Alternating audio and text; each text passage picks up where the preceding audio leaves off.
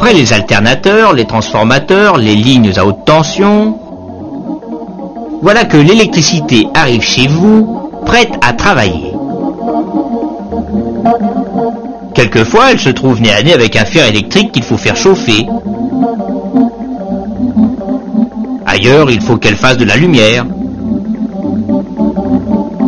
D'autres fois, elle fait tourner des moteurs de réfrigérateur ou autres.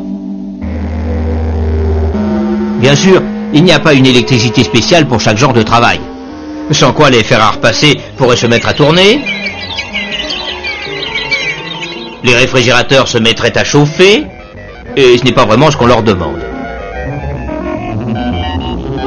Non, c'est la même électricité, les mêmes électrons, mais il y a plusieurs façons de les faire travailler.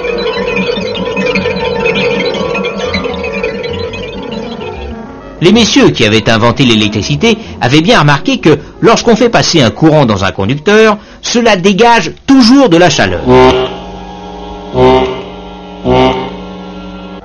Évidemment, si le courant est faible, ou si le fil est gros, les électrons n'ont pas de mal à passer et ça ne chauffe pas énormément. Mais si le fil est plus résistant, cela chauffe. Alors là, je vous prie de le croire. Ce premier effet qui transforme l'énergie électrique en énergie calorifique, nos messieurs l'appelèrent l'effet fer à repasser. Non, pardon, l'effet Joule. Et en mettant un fil encore plus résistant, cela chauffait à blanc et faisait de la lumière. Mais malheureusement, pas pour longtemps. Parce qu'à cette température-là, les atomes du fil s'entendent avec les atomes d'oxygène de l'air pour faire je ne sais pas très bien quoi, mais en tout cas le fil brûlait, se coupait. Qu'à cela ne tienne, se dirent-ils. Mettons notre fil dans une petite bouteille et vidons-la de son oxygène pour que le fil ne brûle pas. C'est ce qu'on a appelé depuis l'ampoule électrique. Donc, première façon de faire travailler les électrons, l'effet Joule. D'autres messieurs avaient une marotte. Eux, ils faisaient des bobines avec du fil électrique qu'ils enroulaient autour d'un noyau de fer et, quand le courant passe, cela fait un aimant. Un électroaimant plus exactement, avec un pôle nord et un pôle sud. Quand on change le courant de sens, les pôles changent aussi, bien sûr. Maintenant, si on met un autre aimant à côté, les pôles contraires s'attirent. Les pôles de même nom se repoussent. C'est bien connu. Un vrai moteur électrique, c'est un peu plus compliqué, mais cela utilise le même principe. Deuxième façon donc de faire travailler les électrons, l'effet électromagnétique qui transforme l'énergie électrique en énergie mécanique.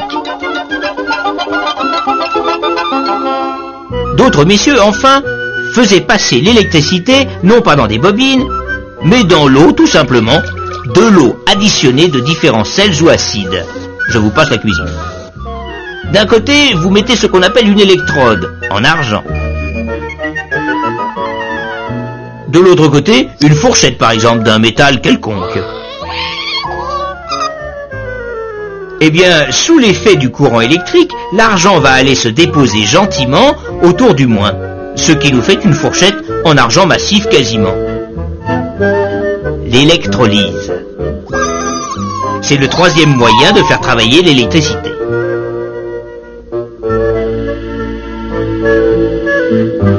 Et l'eau elle-même, qui comme chacun sait est faite d'un atome d'oxygène et de 2 atomes d'hydrogène, est décomposée par l'électricité.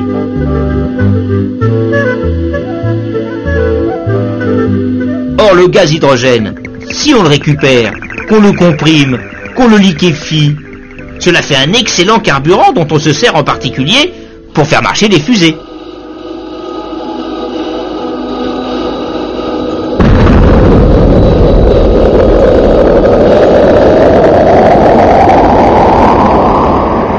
Oui, on peut en faire des choses avec l'électricité.